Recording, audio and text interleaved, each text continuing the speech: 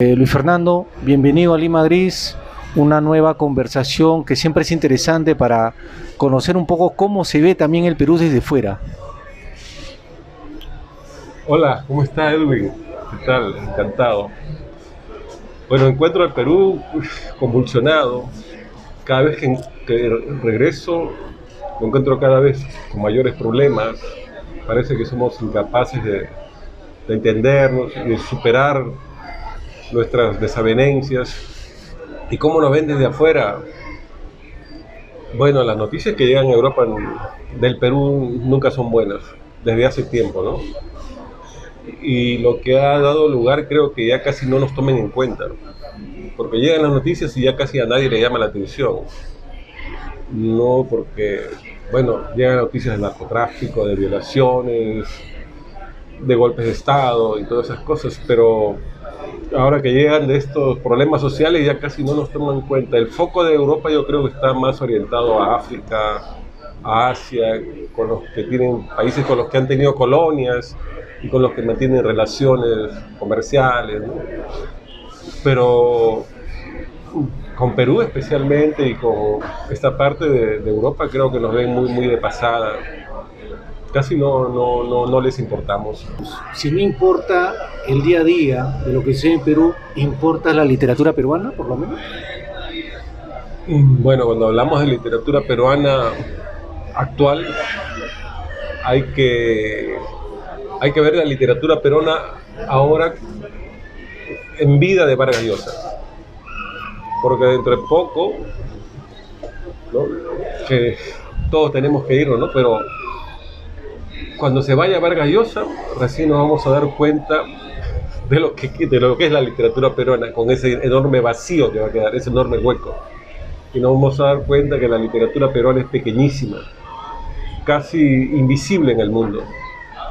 Entonces, Vargas Llosa nos hace invisibles, nos pone en las vitrinas, pero cuando nos vaya Vargas Llosa va a quedar una gran desolación. Yo creo que el Inca Garcilaso, Vallejo, Arguedas, y por ahí, de ahí paramos, ya no hay más.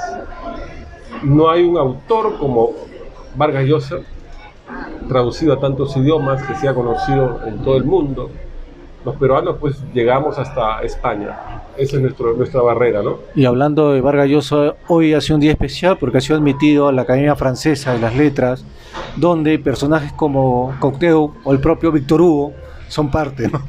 Claro, él era pues es un devoto admirador de Dumas, de Flaubert, de Víctor Hugo, de la cultura francesa en general, ¿no?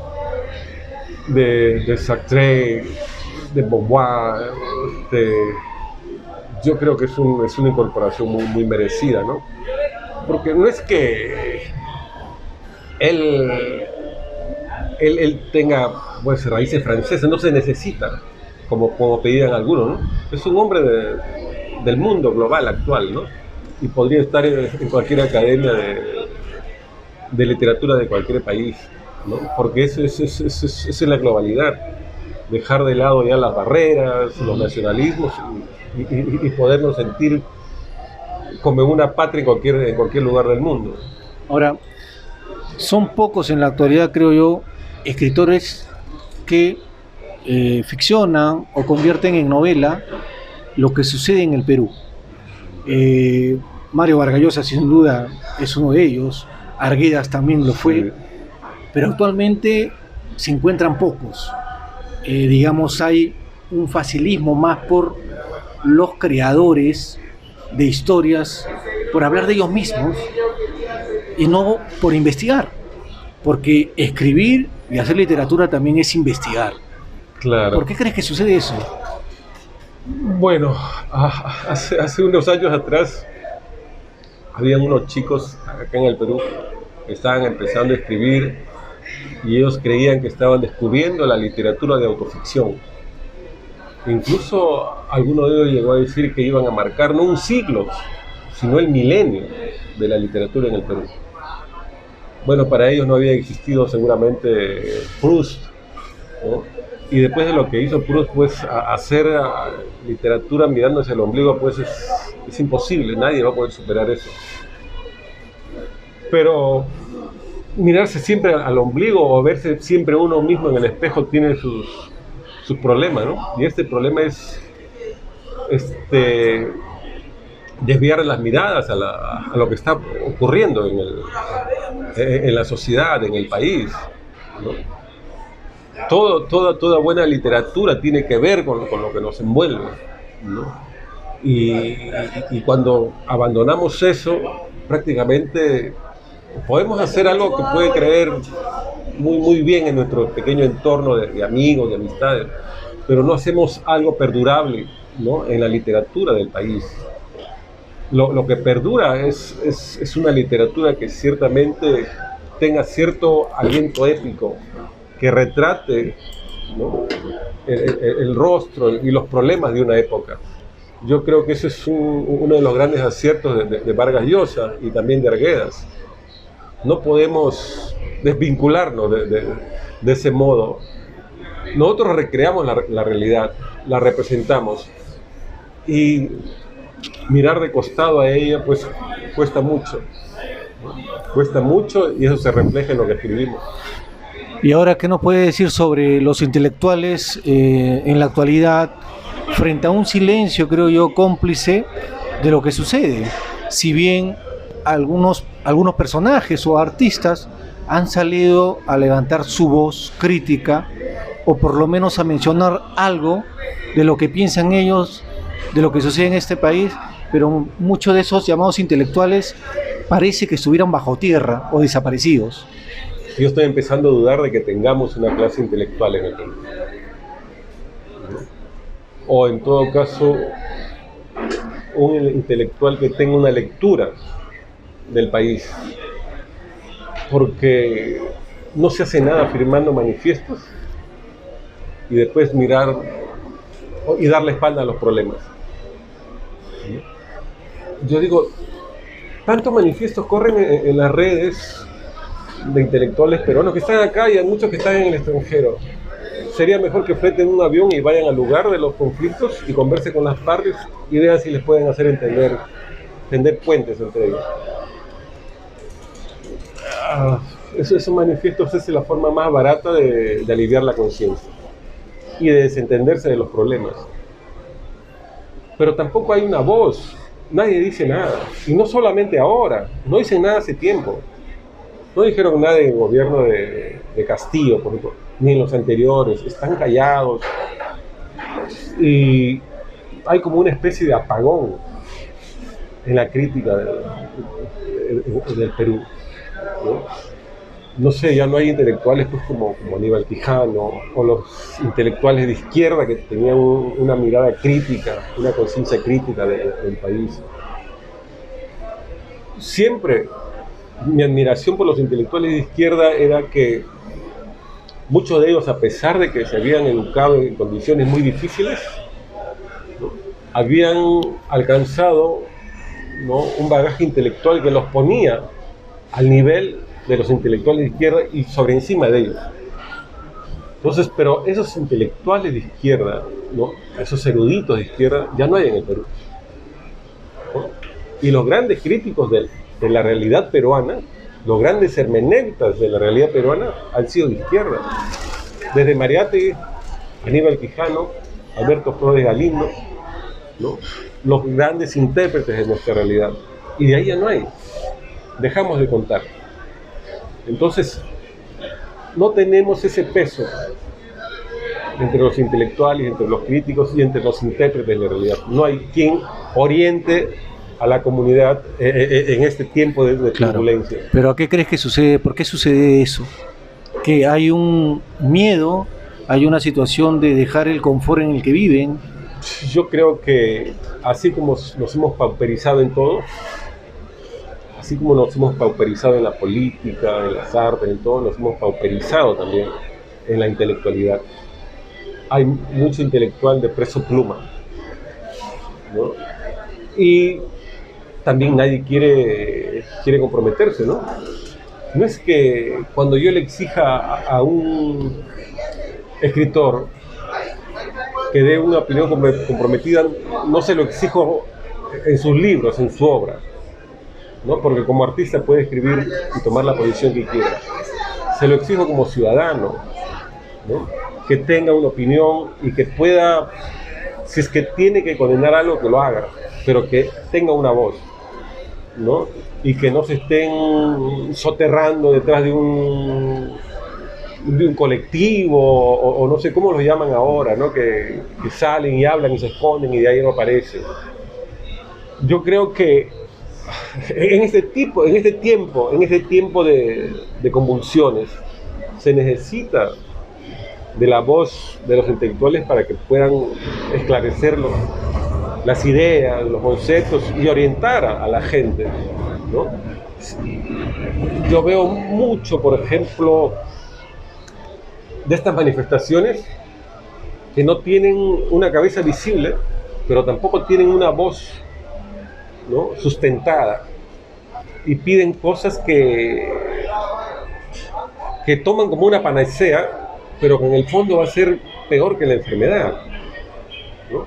Estos pedidos de ahora, por ejemplo, de hacer elecciones inmediatas, ya mismo, si es posible mañana, o de hacer una constitución así a la carrera, al galope, eso no trae buenos resultados. Ya somos un país campeón en constituyentes. Tenemos de todo y todos nos han ido mal. Luis Fernando, sobre las manifestaciones, acá hay un choque de opiniones y sobre todo en redes sociales se ve esos enfrentamientos, ¿no? Se habla de un sector de Sendero o del MRTA que están infiltrados en la marcha. Se habla de el narcotráfico que financia esas marchas. Pero, ¿cuál es la verdad en realidad? Porque también hay gente o grupos colectivos de algunas regiones que tienen reclamos, ¿no?, que deben ser atendidos. Yo creo que tienen reclamos, y tienen reclamos legítimos. Pero lo otro que dices, que hay infiltración, también creo que hay infiltración. Y hay otra cosa. Hay un gran soporte económico que no había en versiones anteriores, en manifestaciones anteriores. Pero de que hay un reclamo legítimo, hay. Ahora, estas poblaciones, estas regiones donde se ha radicalizado más la protesta es en el sur del país, ¿no? Estas regiones son las que tienen menos gasto de presupuesto, o sea, tienen menos gestión, y las que tienen gobernadores y políticos con mayor problemas de corrupción. Entonces, están indignados, están molestos, hay injusticia, pero también tienen que mirar a sus propios líderes y a quienes ellos mismos eligen. Entonces, se ha dado una versión que yo escucho, ¿no?, de que ellos pagan impuestos, trabajan y todo el dinero se va a Lima y ya no regresa. Pero eso no es del todo cierto. Ellos tienen cano, tienen regalías y tienen presupuestos que les llegan y son los que más devuelven por falta de ejecución. Entonces, el problema no es dinero. Ahora hay dinero. El problema es falta de gestión y corrupción, robo. Entonces, ese problema lo vamos a solucionar con una nueva constitución. ¿Qué es lo que pasa con esta constitución que nosotros tenemos? Es una constitución que está hecha con el sistema de enmiendas. Se podría reformar una gran cantidad de ellas. Solamente es cuestión de que se alcancen los votos y tengan mayoría en el Congreso. Y podrían hacer todo ello, todo lo que quieren. Pero una constitución nos va a solucionar los problemas de corrupción, de falta de gestión. No nos soluciona. No nos soluciona. Para eso se necesita educar a la gente. Una constitución no nos va a solucionar ese problema. Entonces, hay problemas legítimos, hay reclamos legítimos, pero que tienen una vía de solución que no es la que ellos están planteando. Tenemos constituciones, más de 12 constituciones en el Perú, de todos los modelos, y en todas nos han ido mal. Y la mayoría de ellas, la hemos hecho en circunstancias como ahora, después de guerras, de dictaduras, de azonadas y de pelearnos todos contra todos. Cuando se da esas circunstancias, las constituciones se ven mal. Y Fernando, ahora hay también un sector de gente que opina que Sendero Luminoso es un mal recuerdo del pasado. Hay otra gente que dice que Sendero Luminoso actualmente es una nueva versión, ¿no? Recompuesta con ideales políticos y que quiere llegar incluso al poder. ¿Qué piensas tú desde tu propia experiencia de haber investigado estos grupos? Yo creo que el Sendero Luminoso se ha reconstituido. Sendero Luminoso nunca desapareció del Perú. Fue vencida en la vía militar. Se le derrotó en la vía militar, en las armas, pero quedó en el cuerpo social y ha tenido estos últimos 30 años para reconstituirse. Y me parece que está adoptando nuevas estrategias. Ya no hay un enfrentamiento directo, no toman pueblos directos, ni reivindican sus acciones. Ya no te pintan las paredes, ni te ponen panfletos. Ahora están actuando porque ellos han visto otra manera de reciclarse. Entonces han ingresado a entidades como el sector educativo, donde pueden manejar mucha gente. Han ingresado a los frentes de defensa, a los gobiernos regionales, y yo tengo mi percepción, y lo digo, y han estado presentes en el último gobierno de Pedro Castillo, en puestos claves. Entonces, lo que está pasando ahora es un coletazo por lo que perdieron el poder. Y lo que está pasando ahora es el plan B de Pedro Castillo. Pedro Castillo tuvo un plan A, y ese plan A fue disolver el Congreso, darle un golpe de Estado con apoyo de las Fuerzas Armadas. Pero había preparado un plan por si acaso eso fracasara, como fracasó. Alguien le aseguró que iba a tener el respaldo de las Fuerzas Armadas y le engañó. Pero ella tenía esto preparado. Y esto se ha venido preparando desde el primer día que él estuvo en el poder. Porque su propósito era esto, ¿no? Ha llegado con esa consigna al poder, ¿no? Con la consigna de tomarlo definitivamente, ya no soltarlo. Entonces, él no se dedicó en realidad a gobernar. Él se dedicó a preparar todo este escenario para implantar una nueva constitución que le permitiera estar casi indefinidamente en el poder y a la izquierda radical estar casi también dominando el país, ya sin dejar lugar a los demás partidos políticos ni a la pluralidad democrática, ¿no? Tomando tus palabras, entonces, Luis Fernando, ¿qué tipo de presidente tenemos actualmente? Una señora como es Dina Boluarte, que viene de la plancha presidencial precisamente del propio Pedro Castillo y Vladimir Cerrón. Dina Boluarte, ¿quieres que te diga mi percepción? Está jugando en pared con lo que quieren el desgobierno en el país. Está siguiendo el plan de Pedro Castillo. Está siguiendo el plan y ya propusieron nueva constitución. Lo que Pedro Castillo quería lo están proponiendo ellos, ¿no? Y es una mujer que constantemente desestabiliza el gobierno, constantemente quiere que se acorte su mandato, pero no renuncia. No renuncia porque esa es su forma de causar el caos y la desestabilidad. Ella está jugando, está siguiendo el plan B, ¿no? Está jugando, ¿no?, a desestabilizar el país. No gobierna. Ningún presidente en ninguna parte del mundo puede tener una región como Madre de Dios tomada con la gente a merced de los radicales y dejados a su suerte, ¿no? El deber de la responsabilidad de un presidente es asegurarles la libertad y el derecho a la vida. En los hospitales ya no hay oxígeno, ya no hay alimentos, y la gente, si no fuera por la cercanía con Asís, con ese pueblo brasileño, muchos hubieran muerto de hambre, ¿no? Entonces, un presidente que abandona a una parte del país así ¿no?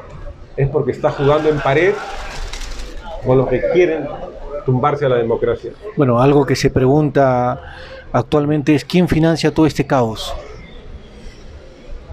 Bueno, hay una parte de Sendero que ha tomado pues el BRAE, que es una fábrica de cocaína, ¿no? Ahí tienen mucho dinero. Pero también hay toda una organización, una orquestación internacional, ¿no? Prácticamente el Perú es un lunar en Sudamérica, rodeado de países de tendencia izquierdista. Y hay unos más radicales que otros, ¿no? En época de Humala venían maletas de plata de Venezuela. Nada impide que sigan llegando. O si no de Bolivia, que está más cerca. Hay toda una arremetida contra el Perú. Claro, siempre se habla, cuando se dice injerencia, se habla de Venezuela, de Bolivia y México. Pero ¿qué pasa con Estados Unidos? Yo creo sinceramente de que no le importamos a Estados Unidos, como a Venezuela no le importa a Estados Unidos, ¿no? Tienen en agenda otros problemas. A ver, disculpa que te corte, pero ¿crees que no le importamos a Estados Unidos, pero ¿por qué sí le importamos a China? Bueno, China tiene un proyecto. China tiene un proyecto de tomar toda América, todo el mundo. China tiene un proyecto no ahora, hace muchos años.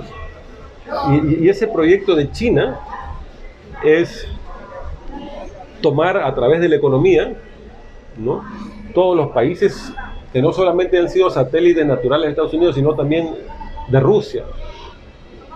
Gran parte de los países africanos, ¿no?, que estaban en la órbita del comunismo ruso, ahora son deudores de China, porque China les ha prestado mucho dinero. Y también tienen el problema de las empresas constructoras chinas que han venido a estafar acá. Están como langostas en todas partes del mundo. Entonces China tiene un proyecto. El proyecto de China es desbancar a los Estados Unidos, ¿no?, en su posición dominante en el mundo. Pero China tiene una estrategia. Mientras que Estados Unidos o la OTAN y Rusia se enfrascan en peleas, China no pelea. China aprovecha que los otros pelean para ellos estar expandiéndose. Entonces, ahora pues hay una oportunidad de oro para China con lo que está pasando en Ucrania. En Ucrania hay una guerra entre la OTAN y Rusia, ¿no?, en territorio de Ucrania. Se están matando, pero es Ucrania la que pone los muertos y pone el territorio. China no va a intervenir en eso porque aprovecha esas oportunidades para expandirse. Entonces, que venga acá al Perú y aproveche todo esto, está dentro de su plan. Acabas de decir que es Ucrania el que pone los muertos, y llevando tus palabras a nuestra realidad, se dice acá, es el pueblo el que pone los muertos. Sí. Tú has sido, es miembro de la policía, y tendrás tal vez alguna autocrítica con la accionar de algunos efectivos para contrarrestar las protestas. Yo creo que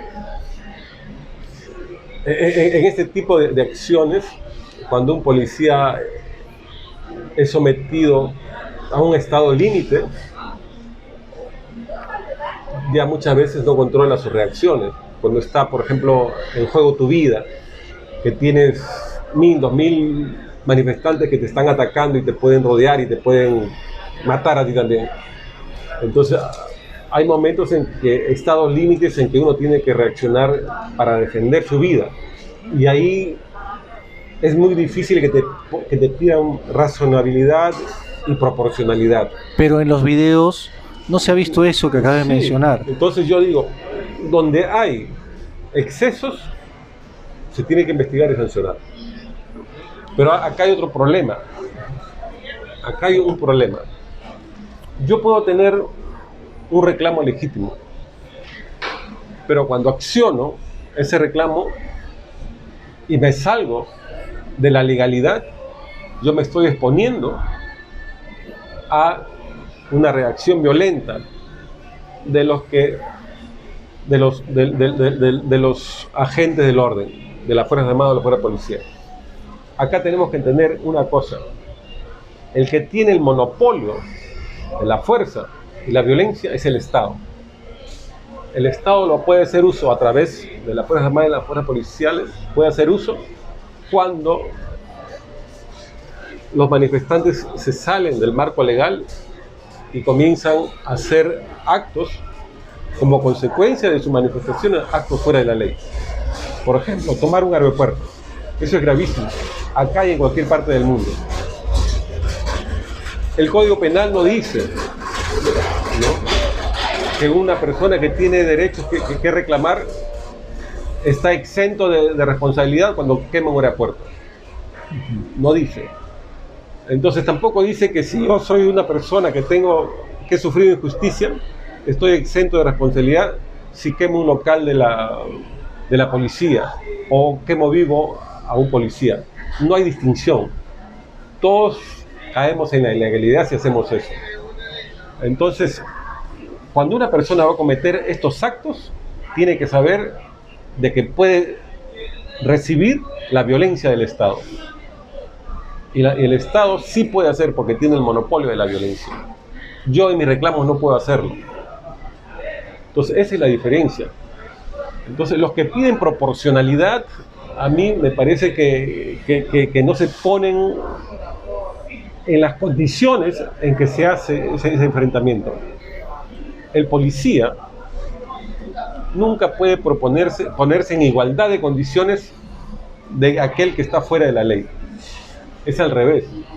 El policía siempre tiene que estar en mayores condiciones que el otro para que pueda reprimirlo. Si yo sé que 5 delincuentes asaltan un banco, la policía tiene que ir con 20 efectivos a combatirlo. Si estos asaltan con pistolas, la policía tiene que ir con ametralladoras o con fusiles a combatirlo. No puede ir con guaracas a combatir asaltantes de banco que están con pistolas. Entonces, acá exigen proporcionalidad. El que va a imponer la ley y hacer uso de la violencia, del monopolio de la violencia del Estado, no puede ponerse en igualdad de condiciones con el que comete el delito. Es un absurdo. Porque si no, todos los que fueran a reprimir un delito acabarían muertos. Claro, pero las víctimas, estamos hablando de, bordean los 60 fallecidos. Digamos, es una cantidad alta para el poco tiempo de gobierno que tiene el actual presidente. Sí, obviamente, es muy alto. Y donde ha sido en mayor, con mayor víctimas, ha sido lugares como Ayacucho, como Puno, que curiosamente, gracias a las imágenes grabadas por los propios ciudadanos vía celulares, se ha podido, informar eso. De lo contrario, incluso hasta las muertes hubiesen sido ocultadas. Sí, yo he visto algunos de estos casos y hay algunos que han fallecido cuando no estaban haciendo violencia. Han estado caminando y bueno, esos son casos que se tienen que investigar. Y no me cabe duda de que hay un responsable ahí. Tienen que identificarlo y sancionarlo. Ahí sí. Pero, por ejemplo, el otro extremo de los que quemaron vivo al policía, que se han grabado, y hasta ahora no sabemos que los hayan capturado. Están ahí. Entonces, es tan reprochable lo que hace un miembro de la fuerza del orden que mata a quien no está o a quien no se ha salido de los marcos de la violencia, como lo que hacen los otros, ¿no? Que cometen vandalismo y es terrorismo. Tomar un aeropuerto es terrorismo. Matar vivo a un policía es terrorismo. Eso no puede ser concebido como parte de una lucha política, de una manifestación, de un reclamo, ¿no? Y yo he escuchado, por ejemplo, a algunos políticos que dicen de que las manifestaciones pacíficas no sirven. Y eso a mí me da la impresión de que no tienen ninguna fe en un cambio en el país por la vía pacífica. ¿no? Y tampoco conocen lo que ha pasado en el mundo, ¿no? Porque Gandhi derrotó al imperio más grande del mundo, ¿no? Por la vía pacífica. Independizó a su país por la vía pacífica. Y yo creo que eso, las acciones pacíficas bien llevadas con una buena estrategia, ¿no? Adquieren la identidad y la simpatía de la población. Porque yo puedo tener mucha simpatía con un reclamo válido de un poblador de Puno o de cualquier parte del Perú. Pero cuando veo que queman a un policía, o quieren tomar un aeropuerto, o queman a una comisaría o a los locales públicos, mi simpatía ya no es igual, ¿no? Ya no puedo yo identificarme con esas personas, por más que tengan reclamos válidos, porque el reclamo válido no autoriza hacer eso. Es lo que pasó con los inicios de Sendero. En los primeros años no había mucha violencia con Sendero. También demoramos en darnos cuenta de lo que era Sendero. Después de 3 años recién intervino las Fuerzas Armadas, pero en los primeros años pasaban como avijeos. Y tenía mucha simpatía en el pueblo.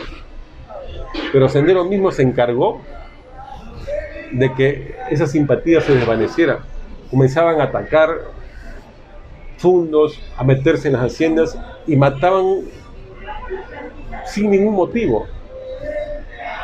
Yo recuerdo un caso donde entraron a una hacienda pequeña, no un latifundio, a una chacra pequeña, y le cortaron las orejas al propietario, sin ningún motivo. El hijo reaccionó y mataron al hijo, y acabaron matando al otro hijo. Entonces, esas cosas hacen de que una protesta, una revolución, lo que sea tomada ya de otra manera. Yo creo que nadie puede apoyar una protesta cuando se desata pues en actos terroristas. Pero no Eso cree, le quita legitimidad. Luis Fernando, ¿no crees también que, digamos, este caos es provocado con beneficio de terceros, en el sentido de que el Perú es un país muy rico y siempre hemos escuchado eso, pero no se invierte en lo que se debería invertir, la educación, que es básica para el real cambio, ¿no? Si es que en realidad se quiere hacer un cambio, pero nos damos cuenta que, por ejemplo, cursos como la filosofía fueron sacados de la currícula escolar. ¿Por qué? Porque mientras existan personas sin un criterio para cuestionar las cosas, digamos, será más fácil robar, será más fácil levantarse en peso este país. Bueno, yo creo que lo que está pasando es consecuencia de muchas cosas. Se dio una ley de la inversión pública en la educación, ¿no? de convertir la educación en un negocio, y salieron estas universidades chichas, ¿no? Y se suprimió los cursos, los 2 primeros años de humanidades, que se llamaban estudios generales. Entonces se llevó de frente a los chicos que salían del colegio a enseñarles los cursos de la materia, de la profesión. Se dedicaron a sacar profesionales en serie, prácticamente a vender los títulos, y no se preocuparon de educar al hombre, de construir ciudadanos, porque las humanidades, los cursos de humanidades, lo que nos hacen es ser más humanos, ¿no? Había el curso, por ejemplo, Historia de las Ideas en el Perú, de la filosofía, sociología. A los 2 años, dentro de los 2 años, tú no podías ver cursos de la materia, tenías que estar en estos cursos, en estos temas, en estos tópicos. Y eso te ayudaba a tener una mirada, ¿no?, más profunda del país, porque algunas ideas que tú traías del colegio, ¿no?, inmediatamente te las cambiaban y te hacían ver el país como era. Y te enseñaban también marxismo, ¿no? Y eso era algo muy bueno, porque te enseñaban en los primeros años, ¿no?, el marxismo dialéctico y el materialismo dialéctico y el materialismo histórico. Entonces, No todos los que recibían ese curso se volvían comunistas ni marxistas. No todos. La gran mayoría no se volvía. Pero ahora no nos enseñan eso y los jóvenes creen que el marxismo sirve para tirar piedras y quemar aeropuertos. Y eso no es así. El marxismo es una herramienta para interpretar la realidad. Entonces estás en contra en esa incautación que hicieron con libros sobre Marx, sobre Lenin. Por supuesto. Yo creo que no puede haber un intelectual moderno que tenga métodos de investigación y de estudios sin haber pasado por el marxismo, ¿no? Marx es una piedra fundamental de la cultura contemporánea, ¿no? Estudiar a Marx es una obligación, ¿no? No hay ningún otro intelectual que haya hecho una tarea tan vasta como Marx. Marx está a la altura de Aristóteles, o de Hegel, o de Kant, ¿no? Marx ha tenido que cazar toda la tradición filosófica del materialismo y del idealismo, ¿no? Para dar con el materialismo dialéctico, y ha tenido que estudiar todo lo que se podía estudiar, desde historia, economía. Claro. Y ningún intelectual ha estudiado tanto el capitalismo como Marx. Como bien mencionas tú, ¿no? Es bueno para estudiarlo, Sí. pero hay gente tal vez que quiere aplicar ideas del pasado que en nuestra realidad no encajan. Es que no se pueden aplicar las ideas de Marx del siglo XIX a nuestra realidad. Pero hay gente que cree que sí. Ya lo dijo Mariátegui, que no puede ser calco ni copia. Hay que adaptarlo a lo que somos, ¿no? Y el marxismo necesita todo un cambio para aplicarlo a este mundo de la globalización. No podemos aplicar el marxismo, pues, de la época en que vivía Marx, ¿no? Pero Vladimir Cerrón, por ejemplo, que es el fundador de Perú Libre, creo que piensa que sí se puede hacer eso. No, es que hay marxistas sin Marx, ¿no? Cuando yo oigo hablar a Maduro o a Evo Morales, son marxistas sin Marx. No tienen absolutamente nada de Marx en la cabeza y no saben proyectarse como marxistas. Entonces, a esa gente tú no le puedes pedir una interpretación de la realidad de acuerdo al materialismo dialéctico, al método dialéctico. No puede, porque no lo han estudiado y no saben cómo aplicarlo. Entonces, estos líderes como Ortega, como Maduro, como Evo Morales, difunden todo menos marxismo. Están hechos de todo menos del marxismo. La primera tarea de un marxista es estudiar. Y la primera vocación de un marxista es dudar. Por ejemplo, los marxistas dogmáticos no siguen a Marx, porque Marx fue el mayor revisionista de la historia, es Marx. Pero los marxistas ahora proscriben el revisionismo. Revisar es bueno. Marx revisó toda la filosofía occidental, revisó toda la política y toda la historia. Si no hubiera hecho eso, no hubiera sacado las teorías que dio. El materialismo dialéctico, el materialismo histórico es un repaso total de toda la filosofía y toda la historia occidental. Entonces, Luis Fernando, ¿en qué se ha convertido la izquierda en el Perú? Es parte de la pauperización de la política. Estamos pauperizados porque no hay intelectuales de izquierda, no hay políticos de izquierda que estudien a Marx. Y también en la derecha, ¿no? Hay un total desapego de los estudios y de la cultura. Otro de las causas de esta pauperización de la política es la ley de los partidos políticos y del voto preferencial, y también de la supresión de la Cámara de Senadores, porque eso ha llevado a que los partidos políticos no hagan docencia y no hay cuadros políticos, y los políticos y los partidos son cascarones o son combis que llevan y hacen negocios en las épocas de elecciones y llevan gente desconocida sin ningún compromiso con los resultados. Mira lo que es Castillo. Castillo no era miembro militante de Perú Libre, lo llevaron pues como una aventura, Y así en casi todos. Y eso ha llevado a que elijamos beisbolistas, futbolistas, cómicos y gente que no hacen docencia en la política. Y para mejorar la producción de las leyes se necesita tener cámaras de senadores que revisen la producción de los diputados. Entonces hay muchos ajustes por hacer. Ya que mencionaste hace un momento a Flores Galindo, quiero ahora hablar de otro tema, que es sobre tu ensayo que ha quedado finalista en el Premio Copé. Cuéntanos un poco de esta nueva noticia, algo positivo dentro, digamos, de tu creación literaria, ¿no?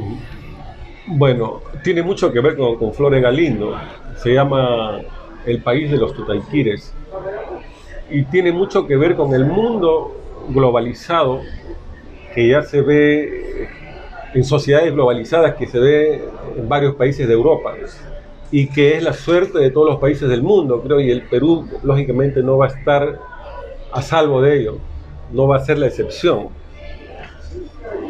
En el último mundial, por ejemplo, de fútbol, tú has visto las selecciones de Europa. Sí, claro. ¿No? Muy variopintas, con muchos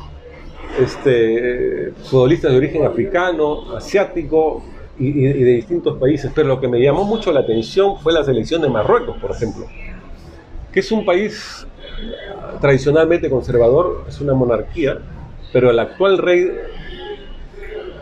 de Marruecos está haciendo muchos cambios en aperturas.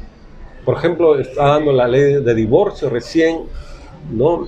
Y votos femeninos, está haciendo muchos cambios que tiene oposición, pero con esto que ha pasado en el mundial yo creo que se está ganando pues el apoyo de sus súbditos. Gran parte de estos futbolistas no son nacidos en Marruecos, los ha jalado de distintas partes del mundo donde juegan fútbol. Al principio ha tenido oposición porque son muy nacionalistas, pero ha dado resultados, ¿no? Entonces ya vemos que el mundo cada vez más ingresa a esta suerte de comunidad global, de globalización. El Perú ha sido pionero en esto, porque nosotros tuvimos una experiencia de las inmigraciones y a raíz de lo que escribió Arguedas en El zorro de arriba y El zorro de abajo, que fuimos el primer laboratorio vivo, ¿no? de hombres venidos de todas partes del mundo que se estaban fundiendo, mestizando acá, mezclándose. Entonces, lo que pasa en América Latina, contracorriente de lo que está pasando en Europa, que acá estamos viendo una suerte de renacimiento de nacionalismos, de nacionalidad, que queremos ver acá en América una suerte de archipiélago de naciones. O sea, que broten naciones como hongos por todos lados, ¿no? Leí una entrevista de un escritor del Perú y dijo que había la nación chimbotana.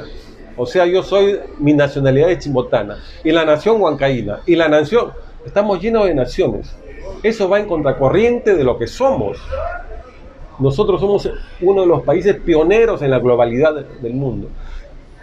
Entonces, de las naciones multiétnicas, pero que a pesar de esa multiplicidad son naciones.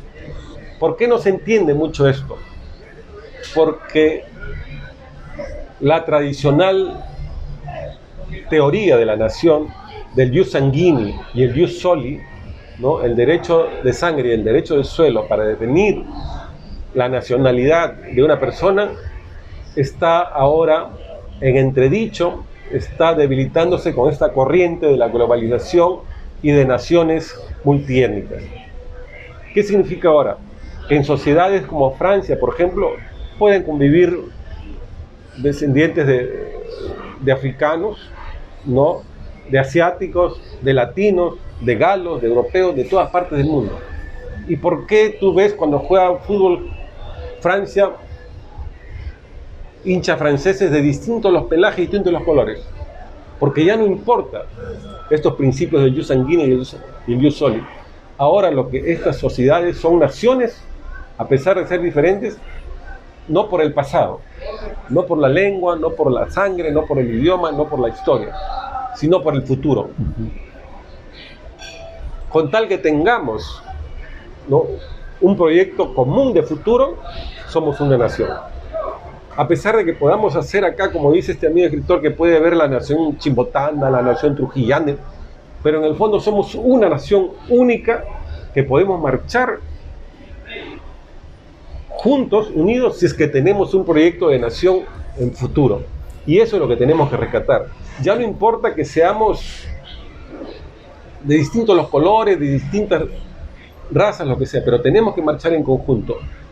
Lo que es contrario a esto es atomizarnos y hacer naciones como hongos por todas partes. Eso no puede ser.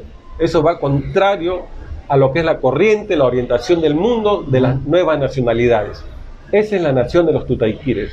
Esa es la nación que vio Arguedas, claro, en Chimbote cuando llegó a escribir El zorro de arriba y el zorro de abajo. Y ese, digamos, es el argumento de tu ensayo. Sí. Cómo el Perú puede ingresar al nuevo movimiento global de las nuevas nacionalidades, de las nacionalidades pluriétnicas. Son plurinacionales, pero se hacen una sola y marchan hacia arriba porque tienen un proyecto común en el futuro. Ese proyecto común borra las diferencias. Borra la diferencia de sangre, de suelo, de historia, de lengua, de todo. Eso se está dando ahora en Alemania, en casi todos los países de Europa Occidental, en casi todos se está dando, ¿no? En España pues hace mucho tiempo, y acá se está dando también, en Norteamérica se da. Fernando, y para ir cerrando esta conversación, me gustaría conocer en qué estás trabajando. Tal vez un libro de cuentos, una novela o más ensayos. Bueno, yo tengo una novela que ya acabé, tengo un libro de cuentos que ya acabé, estoy haciendo otra novela, pero este ensayo del país de los Tutaiquires me ha dado la materia prima para hacer otras investigaciones. Estoy abocado a sacar más ensayos y yo creo que me va a dar pie para 4 ensayos más. Ahora estoy escribiendo un ensayo que se llama La Guerra Interminable, que tiene que ver con estos conflictos que tenemos los peruanos y que cada cierto tiempo nos llevan a estas luchas fratricidas. Flores Galindo, buscando a un inca, ¿no?, dio la teoría de que el mito de Incarrí nos había llevado a muchos episodios de violencia a lo largo de nuestra historia, desde que nos conquistaron, ¿no?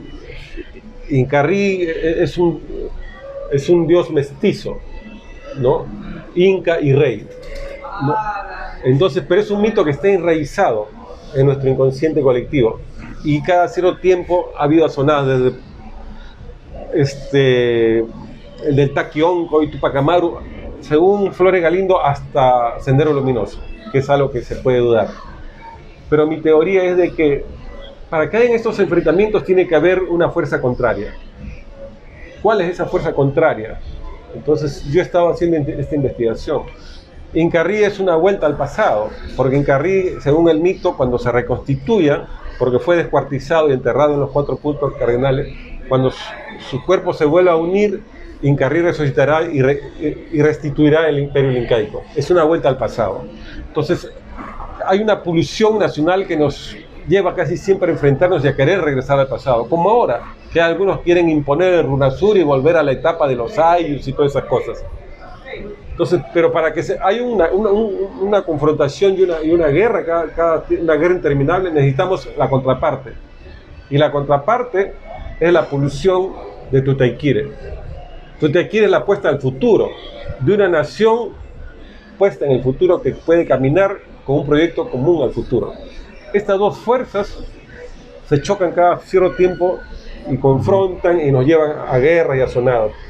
Como lo que hizo Nietzsche, por ejemplo, con el estudio que hizo en El origen de la tragedia, ¿no?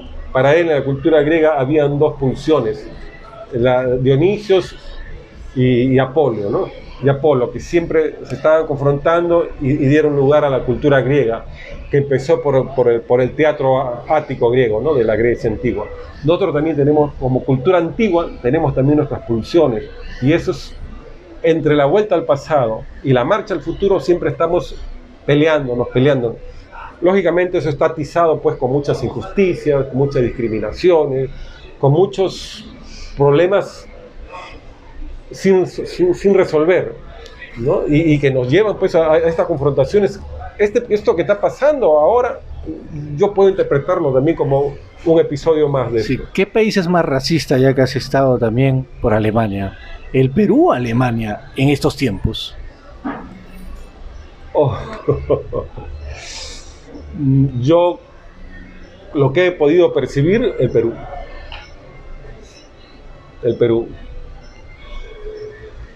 Yo tengo la suerte que en todos los países donde he estado nunca me he sentido discriminado.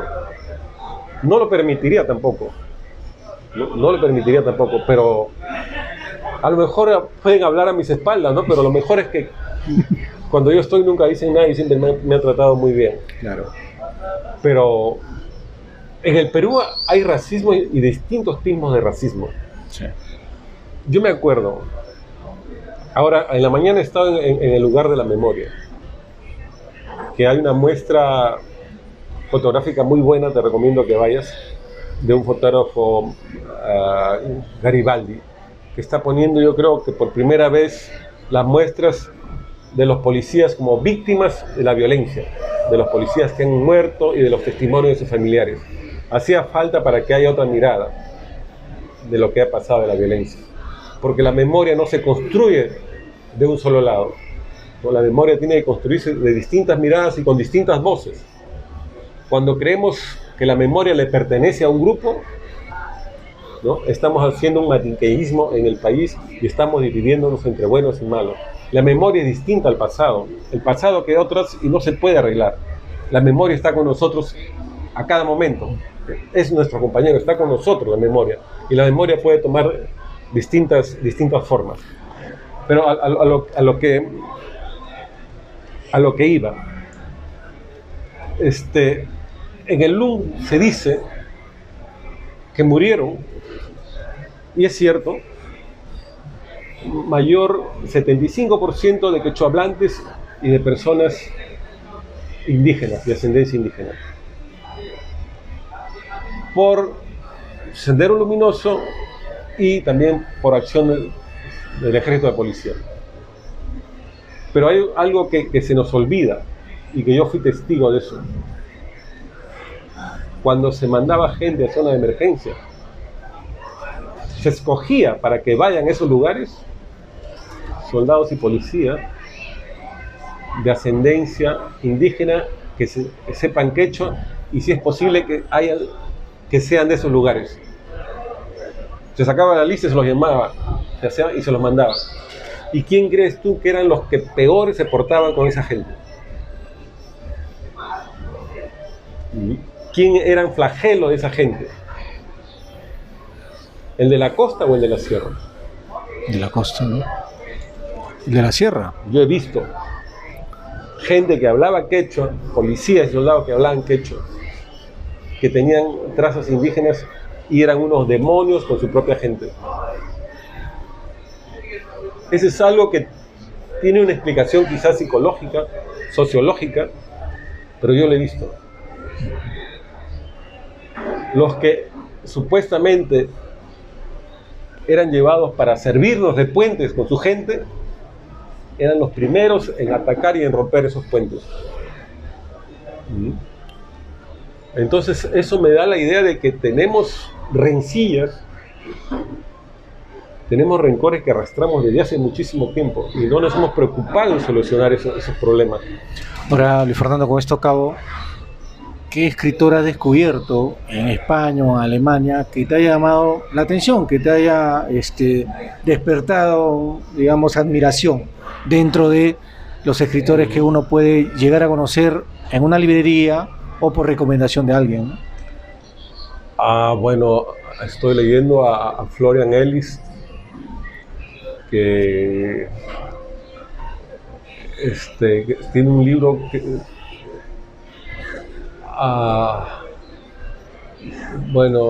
es El amor en los tiempos del odio, ¿no? Y es un libro, pero a mí me impresiona mucho por su trabajo en investigación, por su manera de contarlo, pero hace que que personas que nosotros veíamos como inalcanzables los pone pues al mismo nivel, ¿no? El romance de Sartre con Simone Beauvoir,